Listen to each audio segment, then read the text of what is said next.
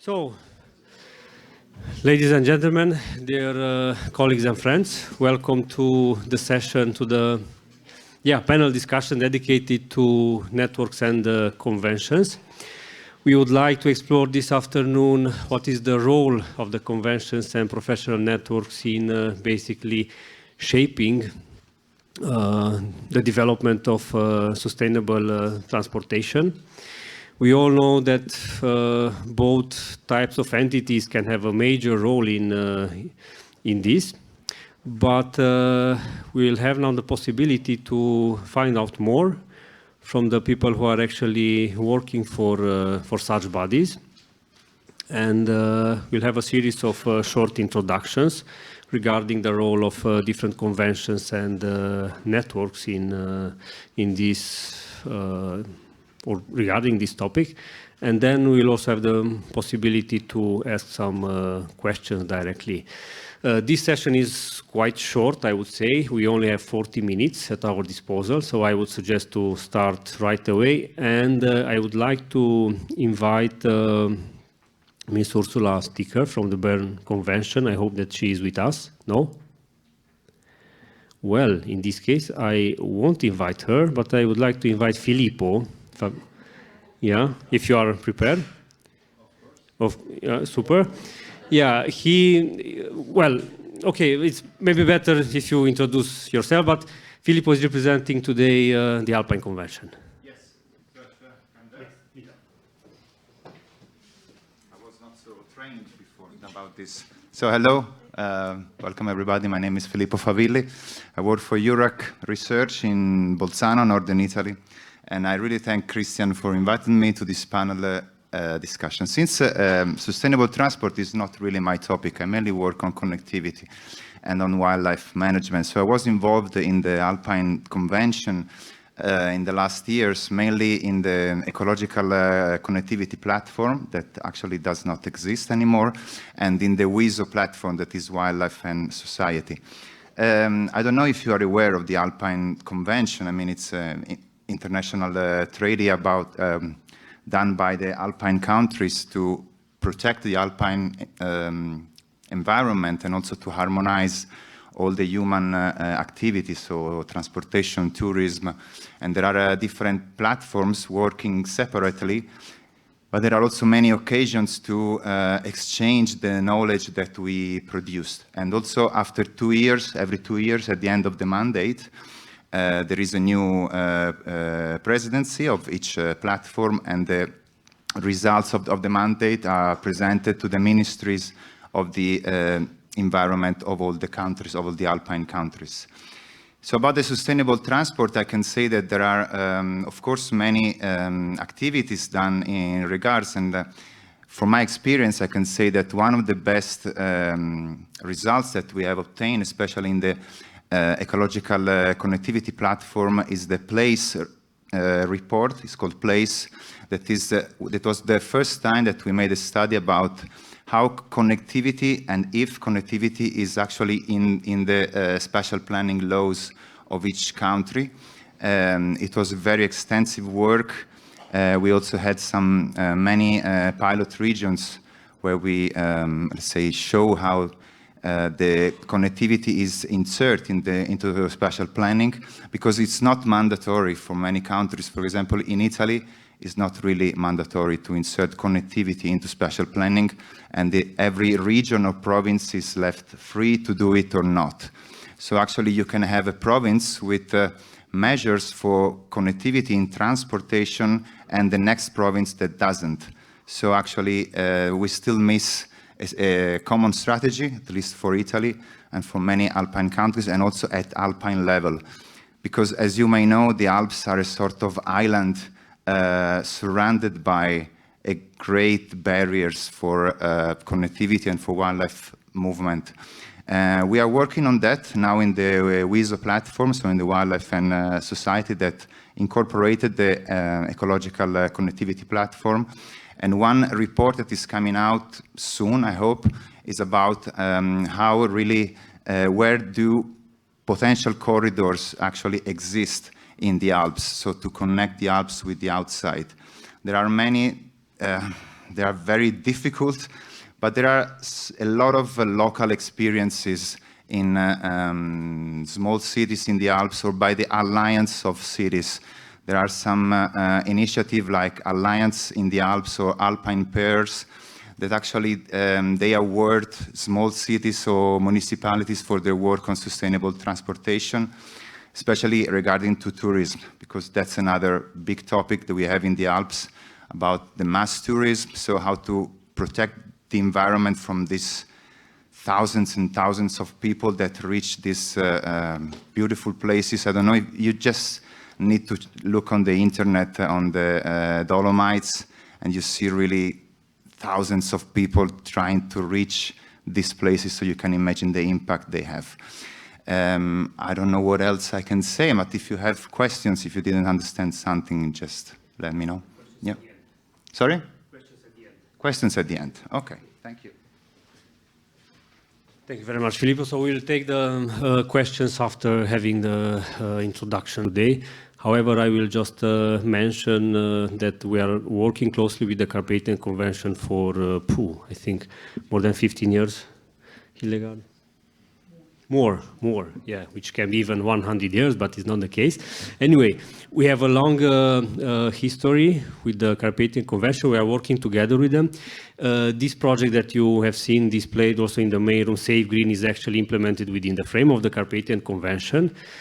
Some, let's say, flagship projects dedicated to connectivity are, for instance, the Bioregio project, the Transgreen project, which was actually dealing with sustainable transportation, then Connect Green, now Safe Green, and we'll have some more greens to follow, or blues, who knows.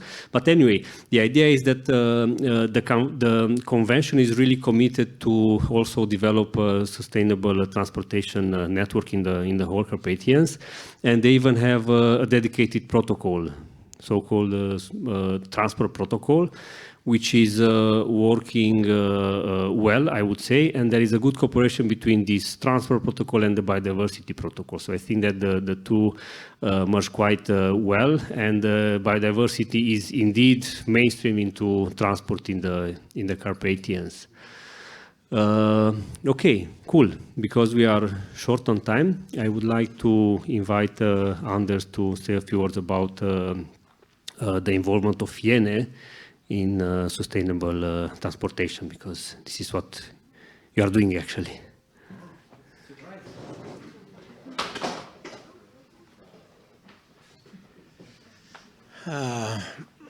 I'm prepared.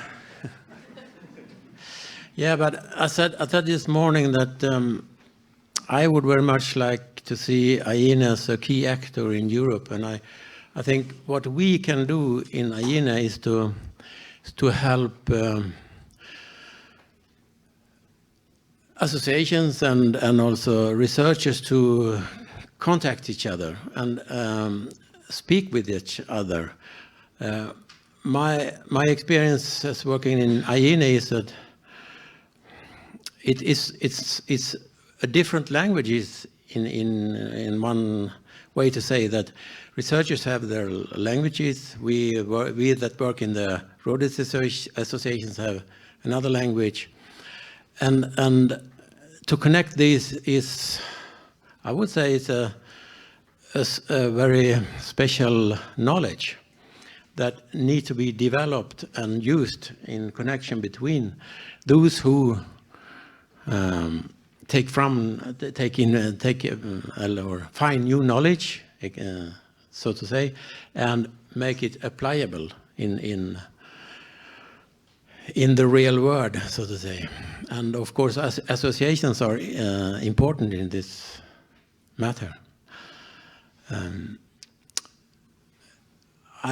We are, in a way, how to say, the glue between different words, where we as a network can make the connections necessary between all these different organizations. Because as I said also this morning, the society have, I don't know, but it is an inbuilt power in a way to isolate issues, to discuss them within their sector, biologists isolate they more and more in their end use, and engineers have their own organizations. And to connect these different interests is not easy, I wouldn't say. So I don't know, but as I said this morning, join AINE and be a part of this organization. It's really a key to get in touch with people that work in other areas than you are doing yourself. And the more people we can be within this association that come from different worlds, so to say, the better it is. You better can this glue be between different parts of the society. And that is very important, as many said today, this morning also, that we work in our silos, and how to break these silos. I don't know, but in a perspective, that's what we try to do. Ecologists need to speak with engineers and so on. It's not an easy task.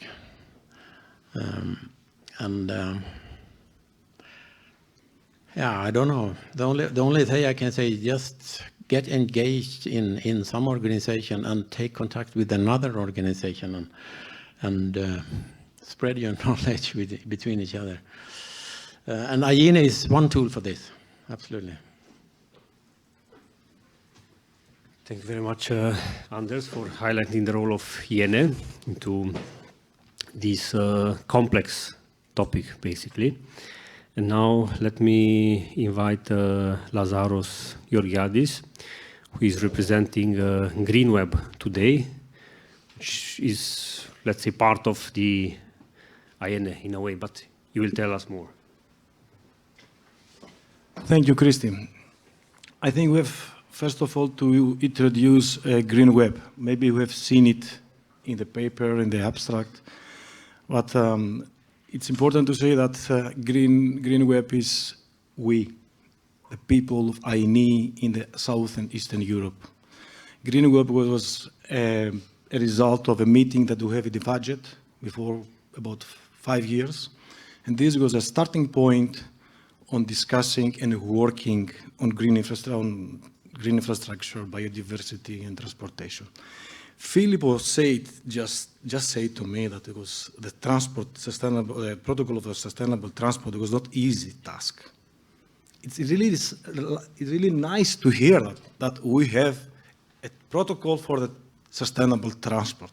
But he is smiling, and he knows very well how many time we spend to have this protocol, which means that yes, we have worked, as Anders said, between different, let's say, sectors, but actually between countries and ministers, because the connection between the professional networks and the conventions, the starting point or the case study is the Carpathian Convention, because it's really nice to have ideas. All the NGOs, especially WWF and NGOs which are around the green projects, TransGreen, Connect Green, Save Green now, they are putting recommendations, they are putting proposals, suggestions, but the final thing is very difficult to be achieved. And Filippo will love for a long time if you want to see the similar results in the Alpine Convention or other conventions. And except of that, we have to see another case study. We have here the colleagues from Bulgaria who had before 1 year the case of Kresna Gorge. I don't know if you know, it's a really wonderful place. A motorway, an Asian motorway used to pass there, the motorway that used to connect Thessaloniki with Sofia. And now there is a plan to make it 4-lane. Imagine a motorway of 4 lanes in a gorge like that, like vertical V. It was very difficult. So Bern Convention invite us, knock the door of a network, knock the door of AINE to contribute to see if we can find kind of solution. And this is the subject of today of this discussion. We are in a big challenge in front of us. We have a lot of cases, a lot of infrastructure projects are knocking the door of important areas of biodiversity. It's not only the Kresna case. Before 2 weeks, we were in Albania for an airport that it's planned to be constructed just in the middle of wetland. Because what the politicians would like to make with the sustainability, a big gap. And this is the point, how we have to start to work together, how we can explain to the conventions and the countries, because we have to have in mind that when we talk about conventions, we talk about countries. Officially, the people that will sign any decide on the conventions are representative of ministries. And this makes the work much, much difficult. And this is why Filippo is laughing. Because it's very hard to go there and to convince each of representative of the ministry to make a decision or to make a suggestion to the ministry because they are representatives. They are not decided. So I think this is something we have to have in mind. We talk about a big variety, big, let's say, spectrum of stakeholders in this discussion. And the most important, the main threats are coming. We are talking about the first conference in Eastern Europe, and the tsunami of infrastructure is coming. We are just in starting point. All the countries in Eastern countries are planning roads, wind farms, infrastructure. And this is the topic, how we can make all this collaboration in the best way, in the best sustainable way. We have created with the initiative for with INE, the global strategy from sustainable, linear and other transport infrastructure. 5 years working, we're working on this text. How many years we still need to work together? And I think this is the challenge for the place that we are. And this is the reason that we decided to start to organize this workshop, this conference in this area. So for me, we have to think about, and we would like to hear questions, challenges, solutions, anything that we can comment, because from the next day, from the next week, Green Web, as we are the people of INE in this part of Europe, we have to start to work together. We have already started, but we have to see what's the next step. And for that, we have another workshop on Thursday, just about that, to create and to shape a roadmap of our activities, at least in the maximum proactive way. And this is maybe the big challenge. What kind of proactive activities we can have let's say, the next 5 years. Thank you. Okay, then let's open the session for questions or comments, or if you want to add something. Can I add one thing? Yes, can we have a mic? Thank you. So Lazaros, you said a lot of very interesting things, and the thing is, we made a study in the Bioregio project that Christian also named before. It was 10 years ago in the Carpathian, about the gap between the knowledge and the potentials of interventions of technicians, of administrators. And we have seen that those who know have no power to decide, and the contrary, those who have the power to decide actually have a very low knowledge of what they are doing.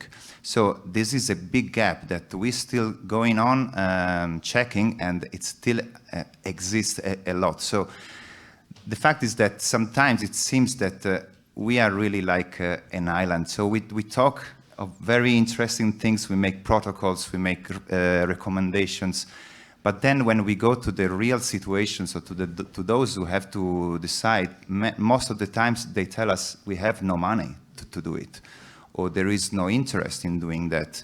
So it's not only the fact of saying nature has a value that is not cannot calculate with money. somebody did actually. It's just we have really to find the way to. I hate this word, to convince, because we don't have to convince. We should not convince anybody. They should know it by themselves. But so it miss really this basic knowledge, and I really don't know how we can do that. But maybe you have some ideas. Yeah, that's it. You say a lack of knowledge. Is it a lack of knowledge, or is it a lack of support from the under part of the whole organization, of the public, of the community as a whole? I think it is often money is a stick to wrap around and take all arguments out of your hand, but mostly money is coming afterwards. When there is a good plan, there's money. When you don't get the money, it's not a good plan. There's, I think, a line that you can handle in all kinds of situations. And for those politicians, these decision makers, they need to feel the pressure from their underlying society. And that is education. Sometimes conventions, some laws, but mostly it is education from the primary school to the secondary school to the vocational training and so on and so on. So that part is, I think, still missing in Iéna. Okay, good idea. Please.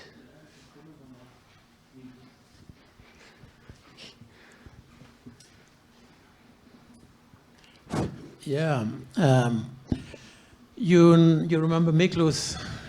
Yeah, he tried to introduce school young in our activities, as you remember, and we have had some actually projects that have been presented by teachers. But I agree, we could make a lot more effort to reach teachers and schools. Absolutely, that's very important. I agree with that. But who will do that? And I think we have to make it clear that INI is an idea, it's a network in the European level. INI is a global thinking of the European continent, but we need initiative in national level, which means that me in Greece, I have to make the first step, Filippo to do something in Italy, Anders to do something in Sweden. So it's really important, but we need energy and we need initiative for all of us. This is the meaning. And we would like to see, after Miklos, another country to have a special project about education. We have seen it through several projects. We've seen it in Transgreen, for example, videos and all this stuff, but we need more. And we need constant, let's say, a constant way of education. The mistake that we used to do is that we are producing really nice, good material for projects, and after the end of the project, that's all. So we need a strategy. We need all of us in all countries to do it every day. It's not an obligation that we complete it and we are happy. We have to go there and continue in a continuous way to press and to educate people. This is very important. Yeah, please, Hildegard. Thank you. I have one addition to this. Working in the field now, also in Austria, I realized that the decision makers are at the local level, and we do need to have the capacity to talk to these people. They do not know what ecological connectivity means. They just simply, I don't know, there are no plans they can use. They don't know anything about it, and I think we should increase our capacity to go to those who take decisions, and to also ask them to look beyond their territory to connect with others. I think this is also from bottom up. Very important. Also, and come also with solutions, because we are talking with landowners. They should give away their land, and they might need it for farming, or they might need it for some other purposes. They have other plans with their land. We need to come with something that they can take, and in the end, maybe be proud of, that they have ecological connectivity on their ground, which is, I think, key for me. Thank you, Hildegard. Well, we have a word in Green Web that I'm obliged to agree with both of you, actually. Talking about conventions and networks, I think that there is a greater potential out there, because in the Biennial network we see that we are actually meeting, let's say, pretty much in the same setup. We have the same stakeholders, but we still miss some of the key players, I would say. And here one example would be the landowners, so maybe some associations of landowners would be welcome in the network, so that their voice could be heard, and maybe some recommendations could be made also from their side. Beside that, we also have the ones who are using the land, the resources, like, I don't know, foresters, hunters, and so on. And I guess that we don't have any representative here in the conference. So I think that we have to broaden maybe the approach, so that we can have a more, let's say, transdisciplinary approach to this in the end. Because otherwise, if you want to solve a complex problem by tackling, just conservation on one hand and transportation on the other, I think that's not really enough, and that would not create the desired impact. Yeah.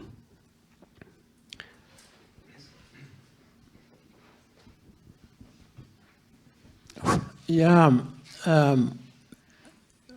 it's natural in an organization like we are now, IENE and a lot of researchers, and we try to speak to the head with people.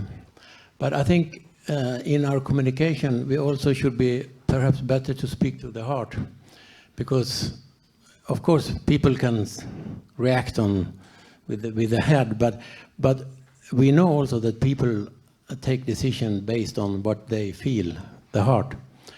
And I think that's something that we could improve in IENE and perhaps also in other organizations, to take help by professional communicators to adapt our messages to not only speak to the head but also to the heart. We also have a message from the chat from Marlene Meuland, and she's recommending that it has to be part of the lesson plan of civil engineers as well. And we also have to address the politicians. They put their votes on the first place, and that is the reason that they choose for the people's interests first. So this is from... Thank you. My question is, at the risk of being offensive, we've had these conversations and we're not saying anything new today. So how are we going to take this forward? What's the practical next step after this conversation, so that we don't have this conversation again, but we're having the next step?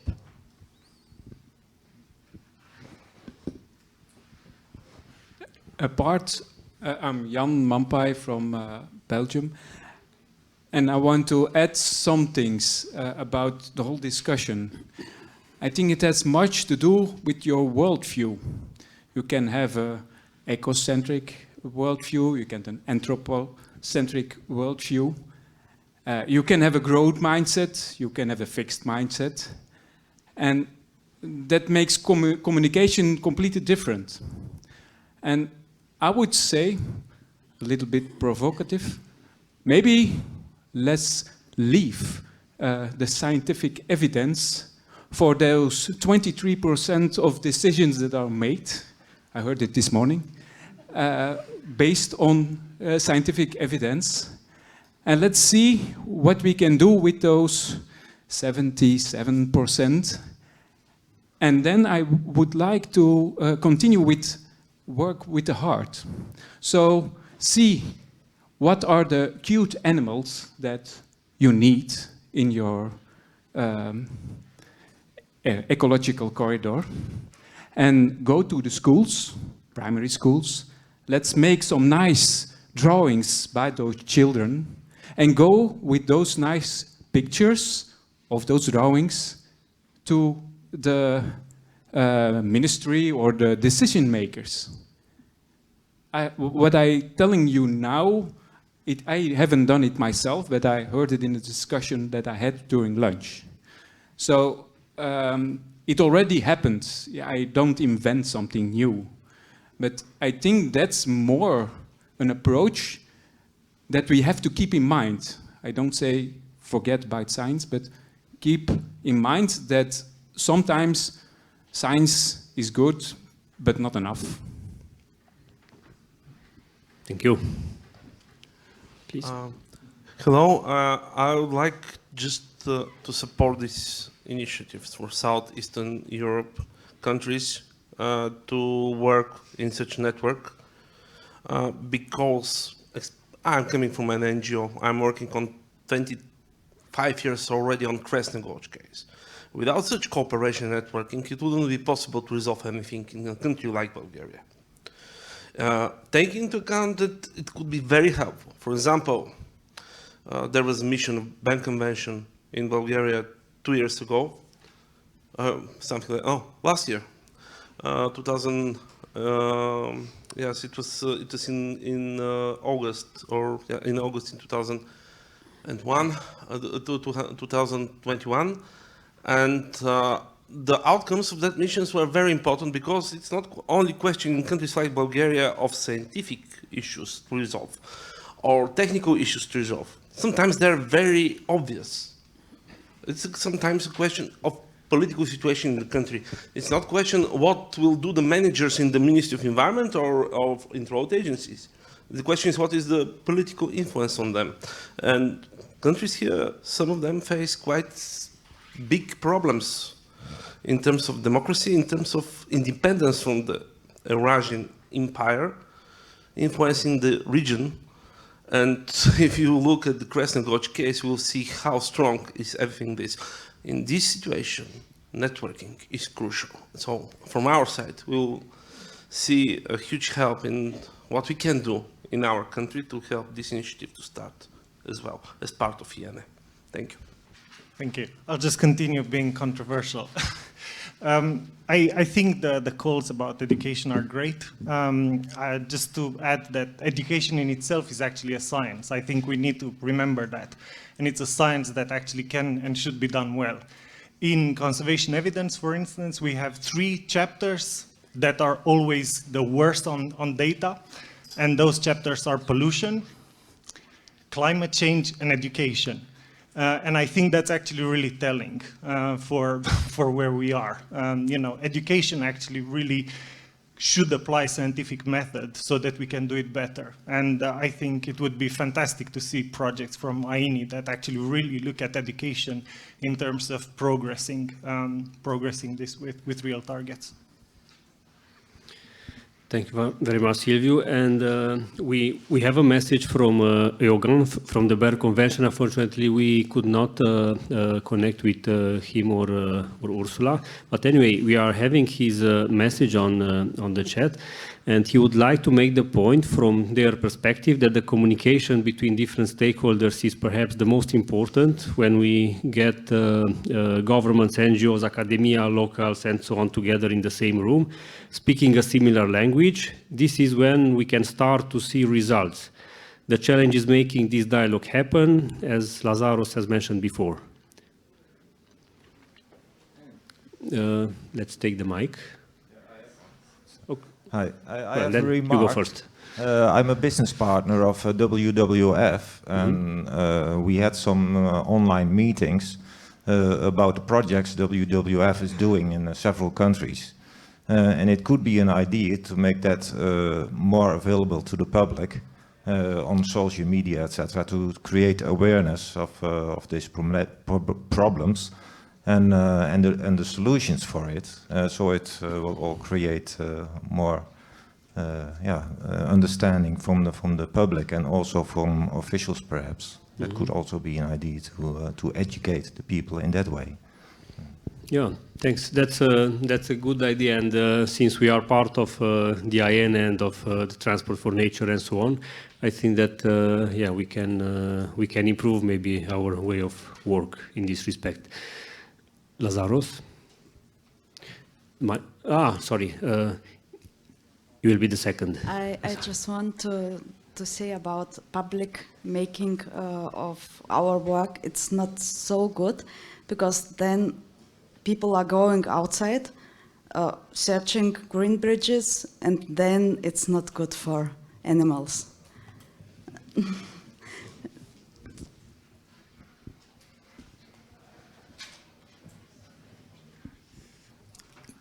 Because the time is a little bit close to close. Mm-hmm.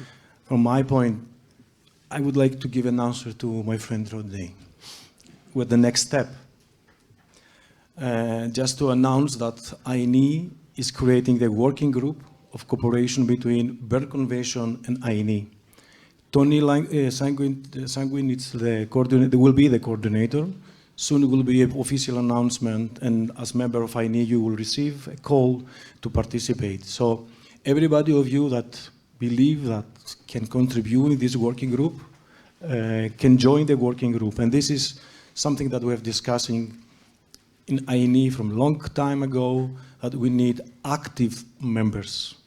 Because somehow people believe that only members of GB, of Governance Board, or SEC can be active, and this is a wrong thing.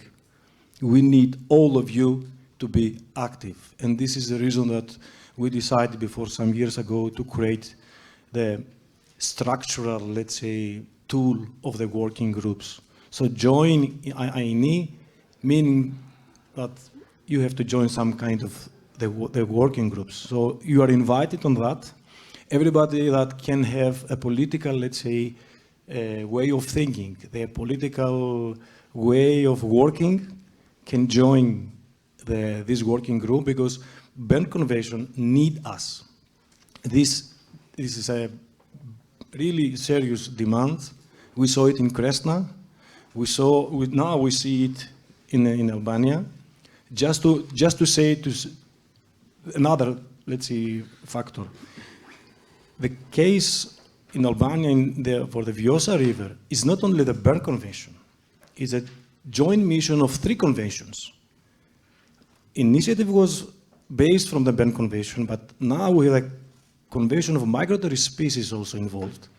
As well, the African and Eurasian Migration Waterbelt Agreement, which means that we need more support to provide. It's not only Berne Convention, so which highlight the needs of the biodiversity crisis. And we need all this needs us. All of us have to be there to give ideas, to give energy and time to help, because they need, conventions need support. And support can be from experienced people. And we are the experienced people. So for that, join us. Thank you, Lazaros. Yeah, I think that this was quite a nice concluding word from your side. Unfortunately, time is up, but I would like to draw some conclusions. So it's clear that we have to invest perhaps more in education. We have to invest more in engaging with some other key stakeholders in order to make it happen. It's important to extend the IN network in the same time. And I think that here in the room we have the right persons, many representatives of the governance board. So I'm pretty sure that you will have perhaps on your next meeting this item on the agenda in order to make it happen. Because as Ronnie was suggesting, we need actually actions, because we had already this discussion. So I think that you really have to take some decisions and fix some clear steps and responsibilities in order to advance with this situation. And in 2 years' time in Czech Republic, hopefully we will be more advanced, and we will have some clear, let's say, clear guidance in this respect.